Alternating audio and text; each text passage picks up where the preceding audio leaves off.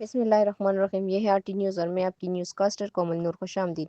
پشاور سے سینئر صحافی یاسین ظہور کی خبر شامل کرتے ہیں. یوم تکبیر ریلی کا زبردست نظارہ اور افواج پاکستان سے محبت کا اظہار.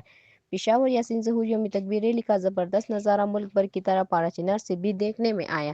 ملک بھر کی طرح پارا چنار میں بھی یوم تکبیر کے موقع پر ریلی نکالی گئی اور افواج پاکستان اور مملکت خداداد سے اپنی محبت کا اظہار کیا گیا. ضلع کرم کے صدر مقام پارا چنار میں اپر کرم کے قبائل کے زیر اہتمام یوم تکبیر کے موقع پر ریلی میں عامدین نوجوانوں اور مختلف مکتب فکر سے تعلق رکھنے والے افراد کے علاوہ ضلع انتظامیہ نے بھی شرکت کی.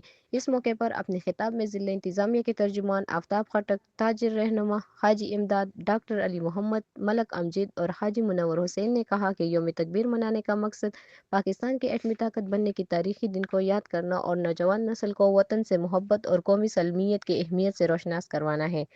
مقررین نے کہا کہ 28 مئی 1958 کو پاکستان نے اپنی خود مختاری اور دفاع کی ضمانت دی. یہ دن ہمیں اتحاد، قربانی اور جذبہ حب الوطنی کی یاد دلاتا ہے. ضلع کرم کے عوام ہمیشہ سے ملک کی سلامتی اور یکجہتی کے لیے قربانیاں دیتے آ رہے ہیں. ریلی کے اختتام پر ملک کی سلامت، امن و امان اور ضلع کرم کی خوشحالی کے لیے پاکستان کا مطلب کیا؟